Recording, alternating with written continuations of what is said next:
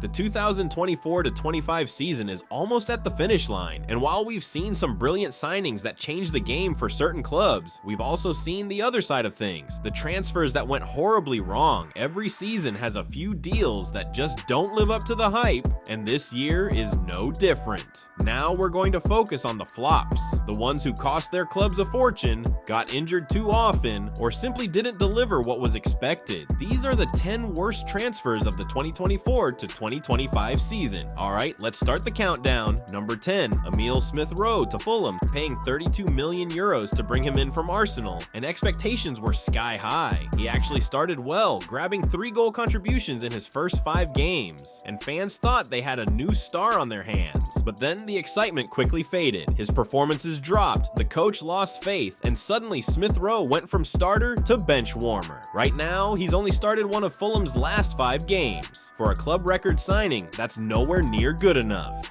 Promising? Maybe.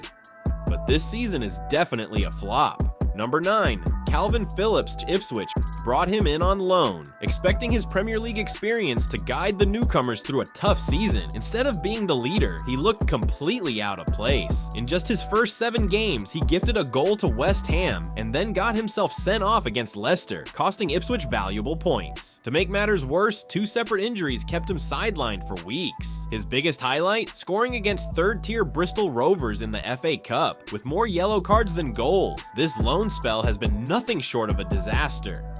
Number 8, Joao Palhinha to Bayern Munich. Bayern splashed €56 million on the Portuguese midfielder, expecting him to bring steel and leadership to their midfield. Instead, they've watched a nightmare unfold. Palhinha never really nailed down a starting spot, then a muscle tear kept him out for 2 months. Just when fans thought he'd be back, illness sidelined him again. And when he finally returned, a red card followed by a yellow just 6 minutes after his suspension ended. Left out of Bayern's biggest games, Palhinha has turned into a costly bench warmer rather than the midfield general they paid for.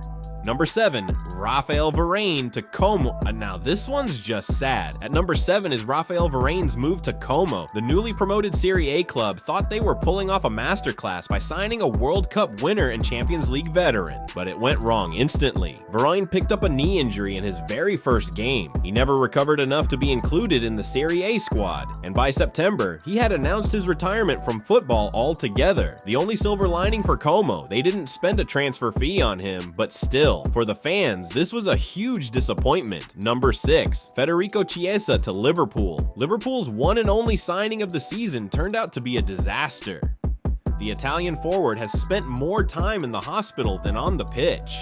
Believe it or not, he's only played 33 Premier League minutes all season. That's not 33 games, not even 3 games, just minutes. And here's the wild part. Whenever he has played a full 90 minutes, Liverpool have lost. Once against PS5 in the Champions League, and once against Plymouth Argyle in the FA Cup. If not for Salah staying injury-free, this could have been even worse for the Reds. For Liverpool fans, this transfer was nothing short of a nightmare. Number 5, Raheem Sterling to Arsenal. Arsenal brought him in on loan from Chelsea, and Gooners thought his Premier League experience would add depth and energy to their title challenge. Instead, he's barely played. Sterling fell out of favor with Arteta almost immediately after a couple of poor performances. Even when Arsenal needed attacking options, Arteta often preferred to play defenders or midfielders out of position rather than trust Sterling. In total, he's played just 369 Premier League minutes. That's about 4 games worth. Considering the expectations around his signing, this has been a big letdown. Number 4, Kieran Dewsbury-Hall to Chelsea. Most people were scratching their heads when Chelsea paid €35 million to reunite him with Maresca, his former Leicester boss. With Enzo and Caicedo already in midfield, did Chelsea really need him? The answer so far, no. Dewsbury-Hall has barely featured in the Premier League, with just 253 minutes played. Most of his game time has come in the Conference League, and that's only because Chelsea usually rotated the squad heavily in that competition. Rumor has it Chelsea are already considering selling him in the summer. That's how poorly this deal has worked. Number 3,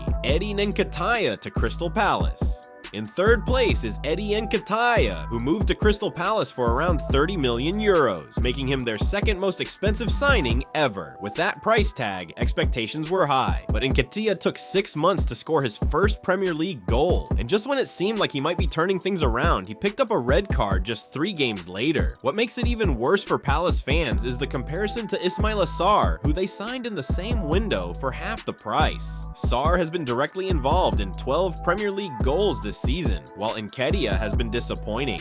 Number 2, Douglas Luiz to Juventus. At number 2 is Douglas Luiz. Juventus paid over 51 million euros for him, expecting the same player who had been a key figure at Aston Villa with 20 goal contributions last season, but things just haven't clicked. Luiz has played only 479 Serie A minutes, barely 5 full games. He hasn't scored, hasn't assisted, and has struggled with both form and injuries. Muscle fatigue and a hamstring issue kept him out for weeks at a time, and Juventus fans have been left frustrated. Number 1, Joao Felix to Chelsea and Milan. And finally, at number 1, the worst transfer of the 2024-25 season has to be Joao Felix. This move looked messy right from the start. Chelsea initially wanted a different player, but when that deal fell through, they went for Felix instead in a swap deal involving Conor Gallagher. Chelsea then agreed to pay 52 million euros and gave him a 7-year contract. The problem? Felix barely played. He started just 3 Premier League games for Chelsea before complaining about lack of minutes. By January, he was loaned out to Milan. At Milan, he scored on his debut but has been disappointing ever since, so he's basically flopped at 2 clubs in the same season. Add in the fact that Chelsea are stuck with him on a long contract, and this transfer has disaster